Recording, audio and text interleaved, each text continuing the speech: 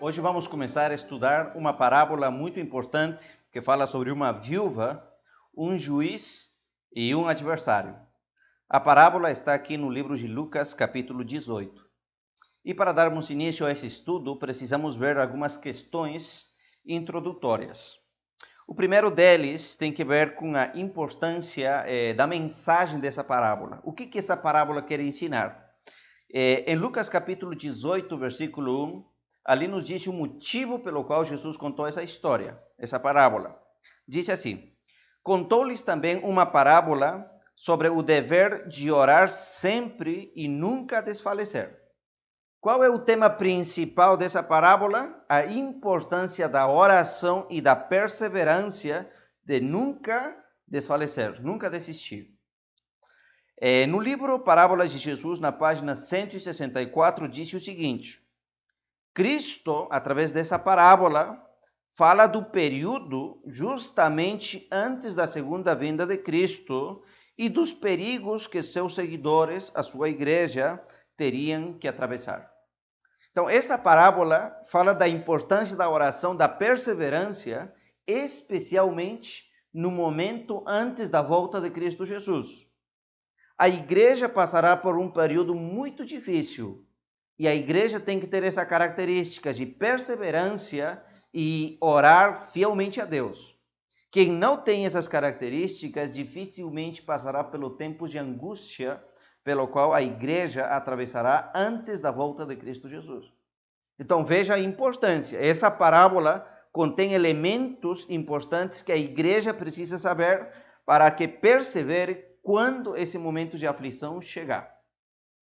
Outro detalhe é que o contexto desta parábola já fala sobre o tempo do fim.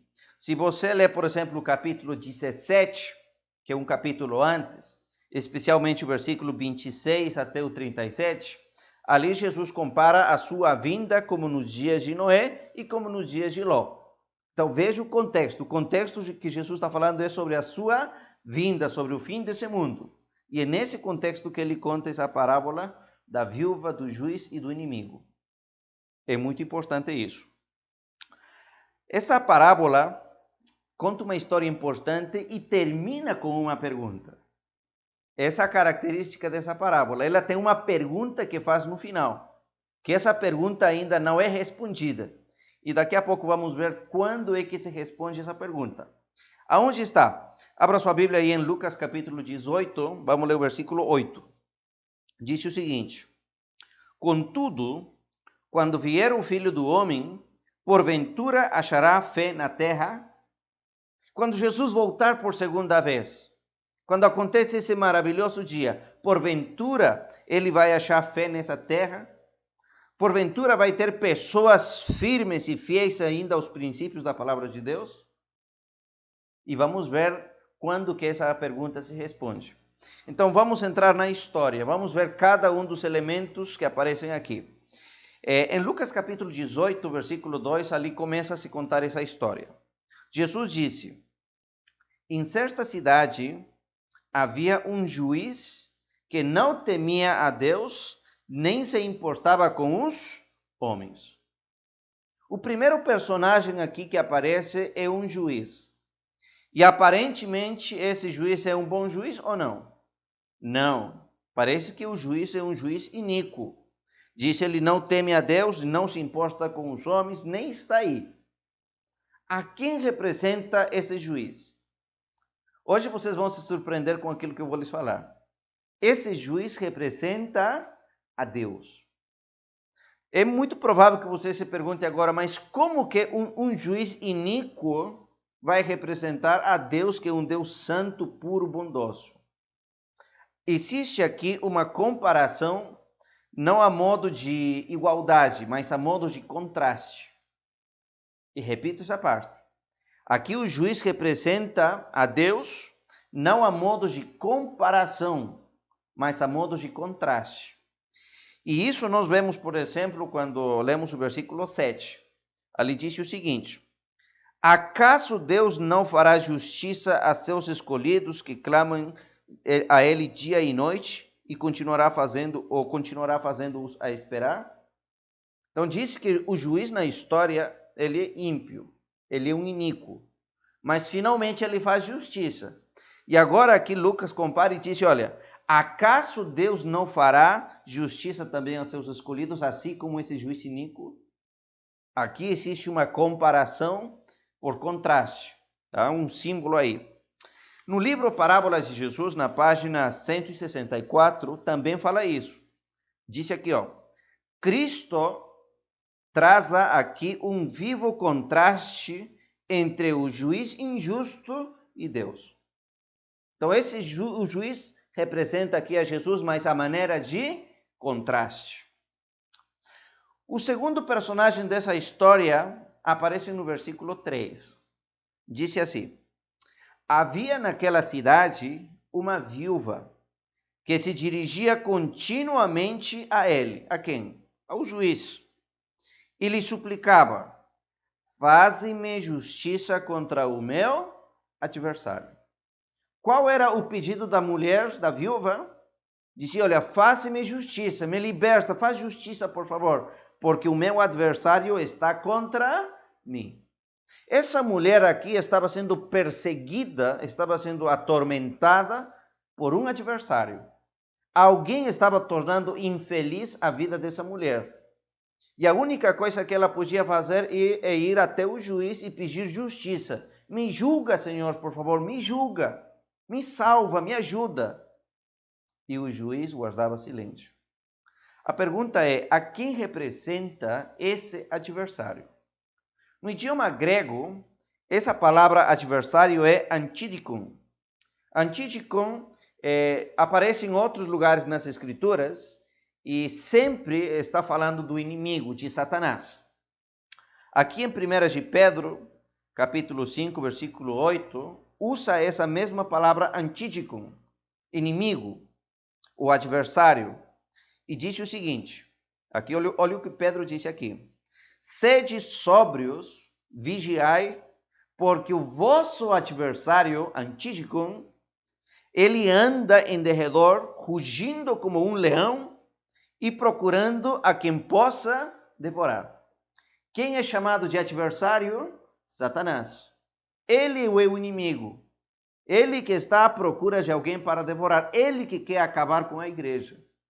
Essa parábola aqui, queridos amigos e irmãos, está falando de um tempo antes da volta de Cristo Jesus, quando a igreja será perseguida, será atormentada por Satanás e os elementos que ele vai usar para tornar infeliz a vida do povo da igreja. Aqui no livro Parábolas de Jesus, na página 167 e 168, diz o seguinte: Satanás, ele é o grande adversário. Ele é o nosso inimigo. A obra de Satanás como acusador começou lá no céu. Desde a queda do homem, esta tem sido a sua obra na terra. Qual obra? Acusar o ser humano. E sê-lo-á num sentido especial à medida que nos aproximamos do tempo do fim da história desse mundo.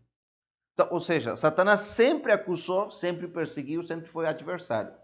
Mas disse especialmente será quando nos aproximamos ao fim da história desse mundo, antes da volta de Cristo Jesus.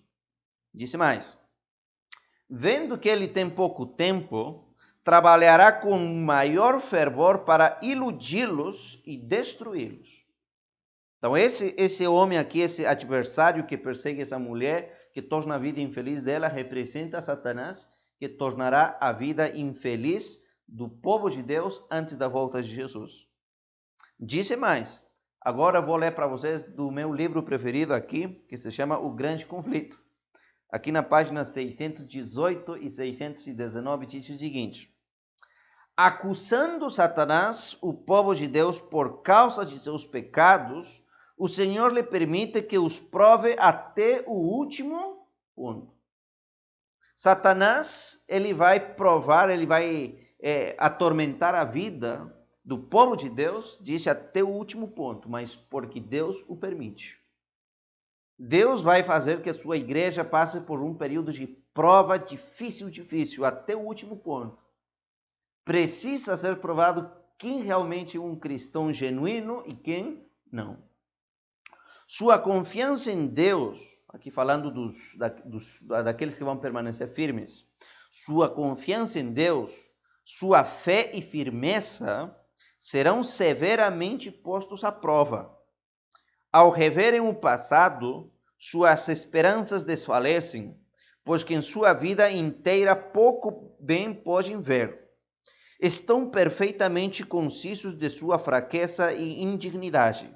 Satanás se esforça por aterrorizá-los com o pensamento de que seus casos não dão margem à esperança, que a marcha de seu evitamento jamais será lavada.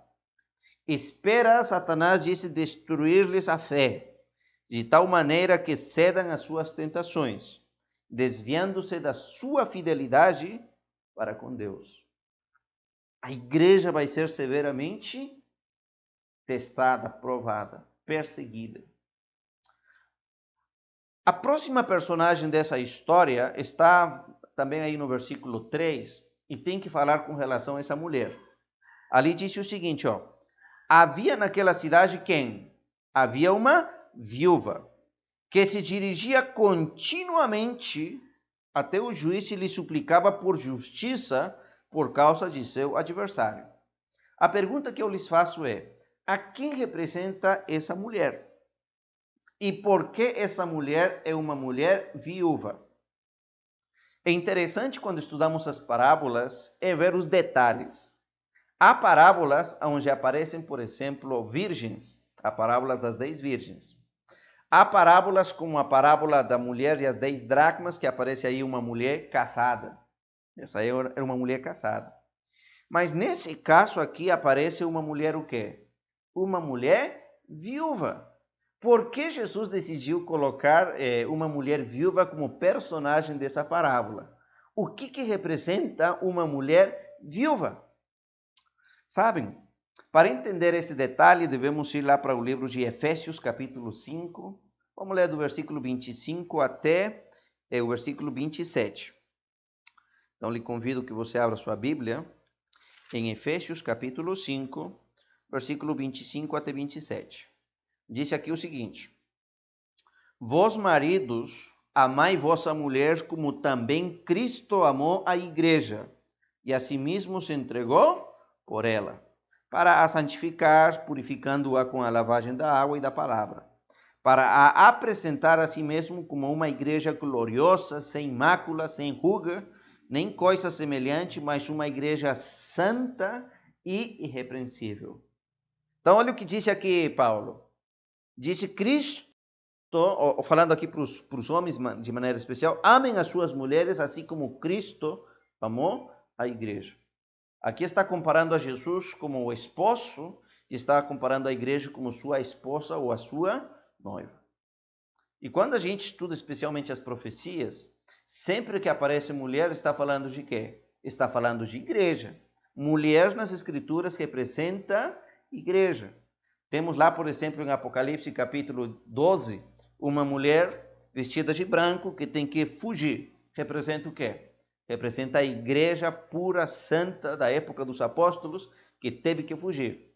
Quando a gente vai para Apocalipse capítulo 17, ali aparece outra mulher, tudo pintada, cheia de joias, uma meretriz. Representa o quê? Representa uma igreja apóstata. Então, sempre mulher nas escrituras representa igreja. E nas parábolas também.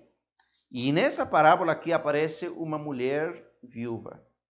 Ou seja, essa mulher está representando a igreja de Deus no tempo do fim.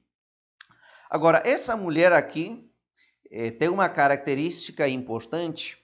É uma mulher viúva. Por que uma mulher viúva? Sabem, queridos amigos, nos tempos antigos, a figura masculina era muito importante na vida das mulheres. Devia haver um esposo ou um filho. Às vezes, quando o esposo morria, o filho assumia a figura paterna de ser o líder, a cabeça da família. E quando não havia o filho nem o marido, a mulher era desamparada. Não tinha auxílio, a sua palavra não tinha tanto valor.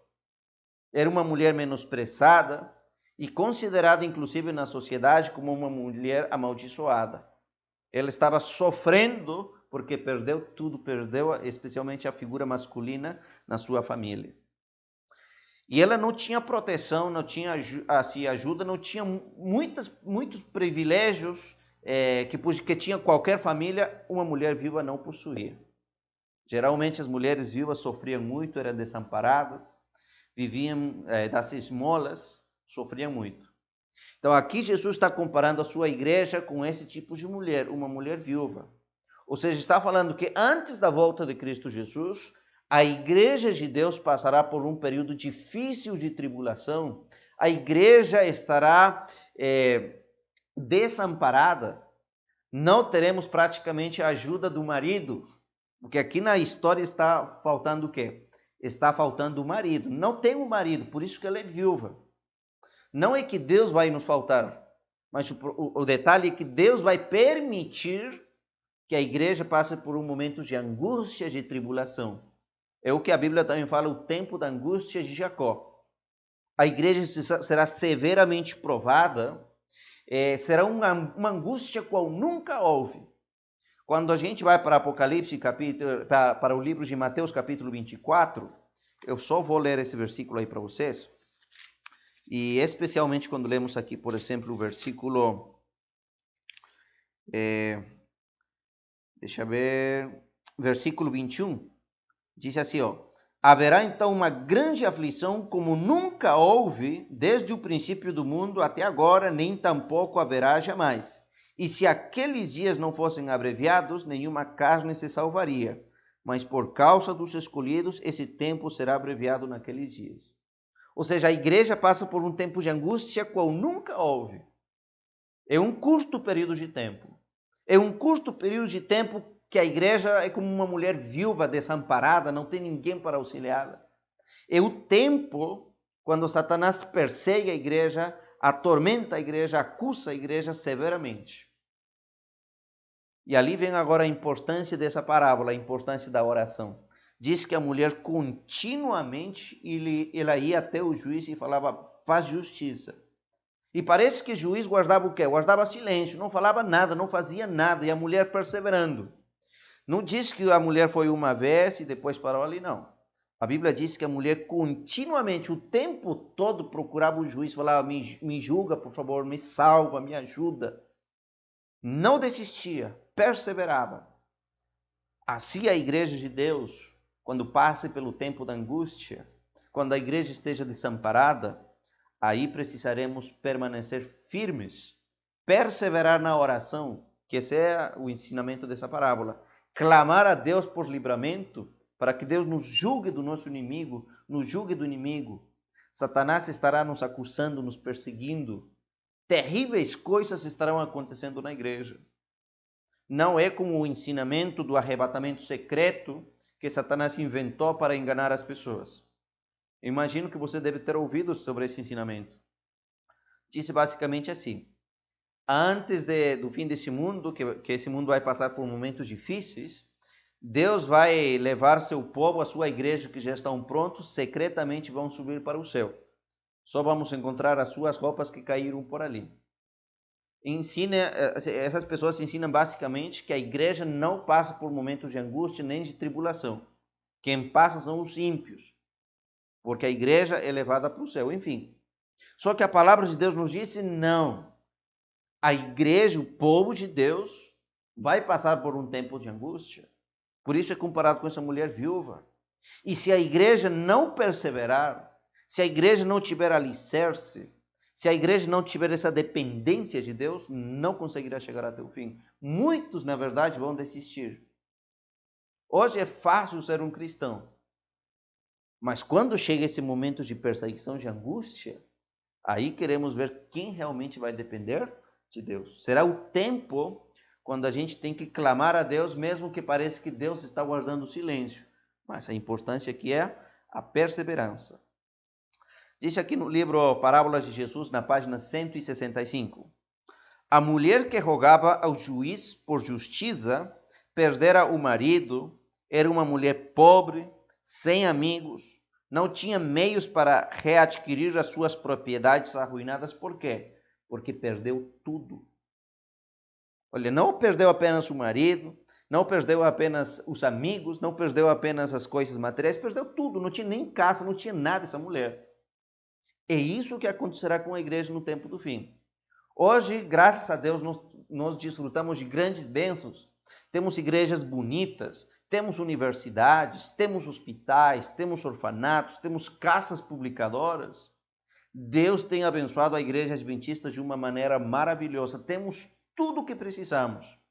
Uma igreja muito bem organizada, que tem presença em quase todos os países do mundo e nos países que não temos presença, mas a mensagem chega.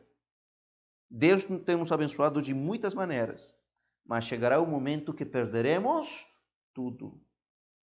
Não teremos auxílio, não teremos mais os nossos prédios, as nossas igrejas, as nossas universidades, as nossas associações, os nossos hospitais, perderemos tudo.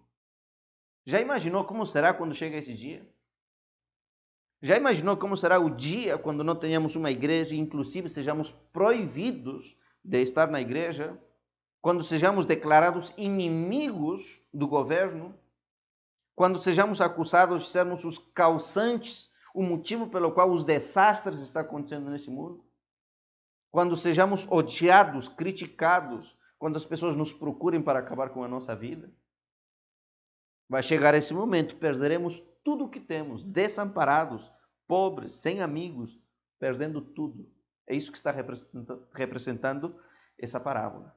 Será um momento quando a igreja precisa perseverar na oração e confiar em Deus. Só Deus para nos ajudar a passar por esse curto período de tribulação. Aqui no livro O Grande Conflito, página 626, disse o seguinte: os amados de Deus, a igreja, passará por dias penosos, dias difíceis, presos em correntes, retidos pelas barras da prisão, muitos sentenciados à morte, deixados uns aparentemente para morrer à fome nos escuros e fétidos calabouços. Nenhum ouvido humano lhes escutará os gemidos, mão humana alguma estará pronta para lhes prestar auxílio. Uma igreja desamparada. Mas uma igreja que ora, uma igreja que persevera, uma igreja que não desiste de seus princípios, mesmo que todo mundo disse não é o domingo, um povo de Deus disse não, o sábado é o dia do Senhor. Uma igreja que persevera. Disse aqui no livro de Isaías, capítulo 54, versículos 7 e 8, falando sobre esse tempo de angústia, quando parece que Deus não nos ouve, quando parece que Deus nos abandonou. Disse aqui o seguinte: por um breve momento te deixei, mas com grande compaixão te recolherei. Num ímpeto de indignação escondi de ti por um momento o meu rosto, mas com benignidade eterna me compadecerei de ti, disse o Senhor, o teu Redentor. Será um custo, queridos amigos, irmãos, que parece que realmente Deus não nos ouve, Deus nos abandonou, não tem ninguém para nos ajudar. Mas depois desse curto período de tempo, Deus se levantará para nos auxiliar, para nos ajudar. Se a gente ler, por exemplo, aqui Daniel, gosto muito daquilo que Daniel fala, abra sua Bíblia aí, Daniel capítulo 12, para que você entenda esse detalhe. Daniel capítulo 12, versículo 1 em diante, disse o seguinte: naquele tempo se levantará Miguel, o grande príncipe, que se levanta pelos filhos do teu povo. Haverá um tempo de angústia, qual nunca houve. Está falando desse tempo de angústia que a viúva é perseguida, é acusada por Satanás, o adversário, e que ela está perseverando na oração, clamando por justiça. Disse mais: mas naquele tempo livrar-se-á o teu povo, a tua igreja, todo aquele que se acha inscrito no livro. Depois desse curto período de angústia, que a mulher é perseguida, acusada, disse Miguel, Jesus se levanta para livrar seu povo. Aqui em Gênesis capítulo 32, versículo 28 e 29, ali fala, por exemplo, da angústia de Jacó, esse tempo terrível. Quando ele estava voltando para a sua casa, ele devia encontrar-se com seu irmão. E depois de fazer passar a família, ele ficou sozinho, no meio da escuridão, sem ninguém, abandonado aparentemente. E ele passa por uma angústia terrível. Ele não sabe se seu irmão vai lhe perdoar ou não vai lhe perdoar. Ele não sabe o que será da sua família, não sabe o que será da sua vida. E ali aparece o próprio Jesus, o anjo do Senhor, para lutar contra ele. Ele passa por um período terrível de angústia, mas depois ele é abençoado e livrado pelo anjo do Senhor. Assim a igreja também, queridos irmãos, antes de chegar na nossa pátria celestial, antes de chegar lá para aquela casa, aquela morada que Jesus vai preparar, passaremos por um período de angústia terrível. Aparentemente sozinhos, abandonados, como disse ali, muitos passando fome, muitos condenados à morte, alguns já morreram. Outros estarão nas celas das prisões, outros nas montanhas, outros aí nas florestas, escondidos, passando fome, fugindo. Mas é nesse momento que Jesus se levanta para livrar a sua igreja. Aqui no livro O Grande Conflito, página 621, disse assim: o amor de Deus para com seus filhos durante esse período da sua mais intensa prova é tão forte e terno como nos dias da sua mais radiante prosperidade. Mas é necessário que passem pela fornalha do fogo. Sua natureza terrena deve ser consumida para que a imagem de Cristo possa refletir-se perfeitamente. O amor de Deus está perfeito, não nos abandonou, mas Ele permite que a gente passe por esse tempo de angústia. Sabe, queridos amigos e irmãos, muitos adventistas não vão passar por esse momento, não vão suportar. Poucos vão suportar passar por essa tribulação. Hoje ser cristão, como lhes disse, é fácil. A gente não perde nada, temos tudo o que precisamos, mas quando chega esse momento que a gente perca tudo o que temos, ali precisamos perseverar. E é por isso que essa viúva nos ensina essa lição. Jesus contou essa história para alertar a sua igreja da importância de perseverar na fé, perseverar na oração. Se hoje não temos vida de oração, se hoje, quando está tudo fácil, desistimos de ir para a igreja, às vezes nem vamos, nem estudamos direito, qualquer coisa nos faz desistir, qualquer coisa que a gente vê é motivo de transgredir o sábado, a gente troca para ir para a nossa chácara, passar um dia bebendo água de coco em lugar de estar na igreja adorando a Deus no seu santo dia. Como será no dia quando a nossa vida esteja em risco? Precisamos perseverar e agora é o momento da gente se preparar. Disse mais aqui, o livro O Grande Conflito, páginas 619 e 620. Sua fé não desfalece por não serem suas orações de pronto atendidas. Sofrendo embora a mais profunda ansiedade, terror e angústia, os fiéis de Deus não cessam as suas intercessões. Não cessaremos de orar. Nossa única esperança, nossa única confiança está no auxílio de Deus. Quando Jesus se levante, quando Miguel se levante para resgatar seu povo, com lágrimas clamaremos: Jesus, nos livra, nos liberta, salva a nossa vida, nos liberta, Senhor Jesus. Essa palavra que disse aqui no versículo 3,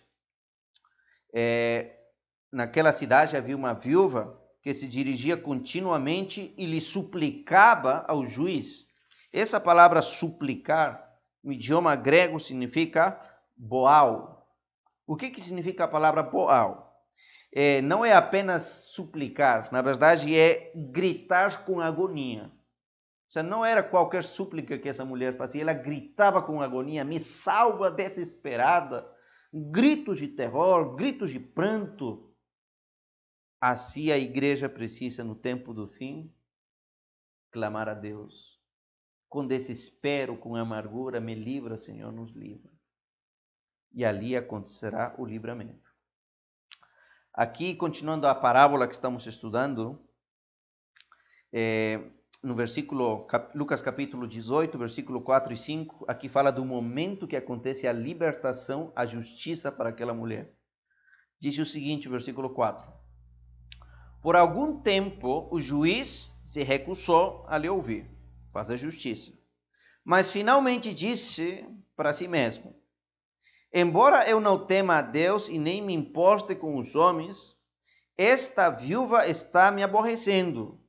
Vou lhe fazer justiça, para que não venha me importunar mais. Ou seja, de acordo com a parábola, a mulher não desistiu uma vez e outra vez, clamando, gritando, suplicando.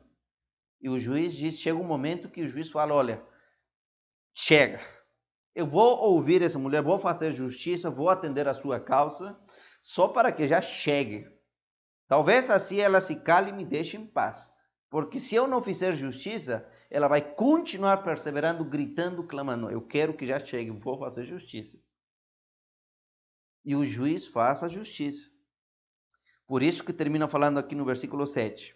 E não fará Deus justiça aos seus escolhidos, que dia e noite clamam a Ele, já que Ele é longânimo ou misericordioso para com eles? Se o juiz faz justiça sendo iníquo, quanto mais Deus não fará justiça, não livrará seus escolhidos, que são seus filhos, seu tesouro especial. E é isso que está falando Daniel capítulo 12. Miguel se levanta para libertar a sua igreja, seu povo. Será o momento quando Jesus vai nos libertar, para nos auxiliar. Aqui no livro O Grande Conflito, páginas 630 e 631, diz sobre esse momento. Pudessem os homens ver com a visão celestial e contemplariam grupos de anjos magníficos em poder, estacionados em redor daqueles que guardaram a palavra da paciência de Cristo. Com ternura compassiva, os anjos têm testemunhado sua angústia, ouvido as suas orações. Estão à espera da ordem do seu comandante para os arrancar do perigo, mas devem ainda esperar um pouco mais. O povo de Deus deve beber o cálice e ser batizados com o batismo. Olha aqui, devemos beber o cálice da amargura, da angústia.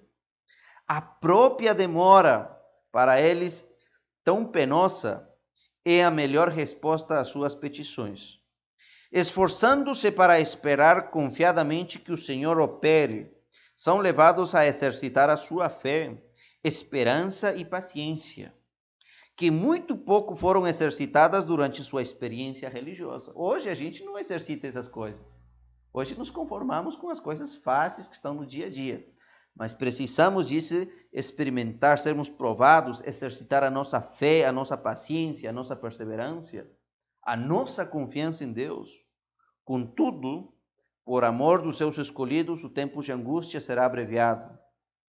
Acaso Deus não fará justiça a seus escolhidos que clamam a Ele dia e noite? Digo-vos que depressa lhes fará justiça. Quando estejamos nesses momentos terríveis, quando a nossa vida parece que está sendo já praticamente perdida, quando os nossos inimigos estejam quase para nos assassinar, quando estejamos nas celas passando fome, disse que anjos poderosos, magníficos estarão ao nosso redor. Eles estão prontos para nos auxiliar. Mas disse que eles esperam ainda que a gente beba do cálice da amargura, das provas, porque aí a nossa fé é exercitada, ali nós passamos pelo fogo para sairmos puro, assim como o ouro. Mas desde agora a gente precisa se preparar. Desde agora precisamos perseverar na nossa confiança em Deus, nos nossos princípios, guardando o sábado. Fé em Deus. Eu termino essa parábola respondendo à pergunta que a parábola faz. Aí, em Lucas capítulo 18, versículo 8, Jesus fez uma pergunta importante. A pergunta disse, no entanto, quando o Filho do Homem vier, quando Miguel se levanta para resgatar seu povo, achará fé na terra? Será que vai ter um grupo de fiéis? Será que vai ter uma igreja que mesmo passando por perseguição, tendo perdido tudo, estão quase para perder agora a sua vida? Será que vai ter um grupo de pessoas que vão permanecer firmes? com a sua fé ainda inabalável? Será que vai ter uma igreja que está disposta a ser fiel a Deus mesmo que os céus se abalem? Ali não disse nada. Jesus apenas fez uma pergunta: será que isso vai acontecer? Será que isso é possível? Mas quando a gente vai para Apocalipse capítulo 14 e lemos o versículo 12, ali está a resposta. Falando desse momento, quando está acabando, a igreja vai ser perseguida e vai ter esse tempo de angústia.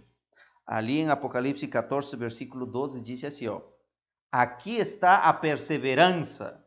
Continuamente a mulher ia pedindo justiça. Aqui está a perseverança dos santos, dessa mulher viúva.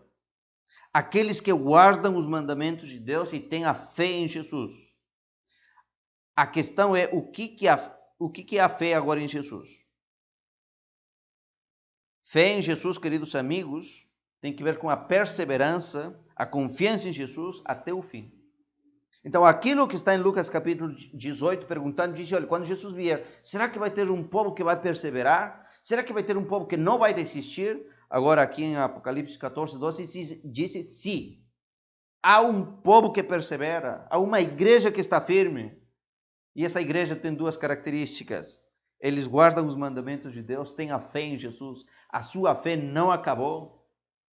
Achará fé? Sim, vai achar fé Jesus quando voltar, porque haverá uma igreja que permanece firme, nunca abandona seus princípios. E Miguel, Jesus, resgatará seu povo, a sua igreja, para levá-la ao céu. Eu te pergunto, se você está estudando essa parábola comigo, se você está na igreja, não é de balde. Se você está na igreja porque você realmente ama Jesus e quer perseverar até o fim.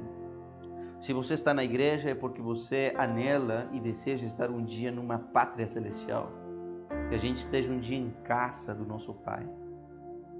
Quando a gente vê essas questões do tempo de angústia que vamos passar, tem muita gente que se assusta, se preocupa. Mas não precisamos, porque Deus é maior. Ele vai estar com a gente, mesmo que a gente não veja isso. Mas Deus quer que desde agora nós exercitemos a nossa fé, a nossa confiança. Nos mínimos detalhes, no dia a dia, hoje devemos perseverar quando cheguem esses dias terríveis, que a nossa fé esteja firme e inabalável. Você gostaria de falar nesse momento para Jesus e falar: Senhor Jesus, fortalece por favor a minha fé. Senhor, não quero desistir jamais de você. Desde agora, Senhor, eu quero crescer na fé, na perseverança, na doutrina, na confiança em Deus. Não quero que nada e ninguém me faça desistir dos teus caminhos. Eu quero estar, Senhor, firme. Eu quero ser como essa mulher viúva que persevera até o fim, que não desiste dos ataques do inimigo, que não se envolve com o pecado. Uma mulher que persevera até o fim. Você gostaria de fazer parte dessa igreja? Então oremos. Eterno Deus, querido Pai, a tua igreja irá passar por um momento terrível de angústia antes de chegarmos, Senhor, no nosso lar celestial. Esse tempo, Senhor, é tão difícil que nunca houve, Senhor, um tempo de angústia como aquele que passaremos. Por favor, Senhor, desde agora fortalece a nossa fé. Desde agora que a nossa confiança esteja em Ti, Senhor, que nada e ninguém nos faça desistir da nossa fé. Que continuamente, Senhor, mesmo com gritos desesperados, com gritos de dor, mas que a gente esteja confiando em Ti. Senhor, coloca a Tua igreja, Teu povo nas Tuas mãos. Por favor, Senhor, não desista de nós, fortalece a nossa fé. Em nome de Cristo Jesus oramos. Amém. Que Deus te abençoe. Que desde agora você persevere nos caminhos de Deus, que a sua fé se fortaleça. Um grande abraço.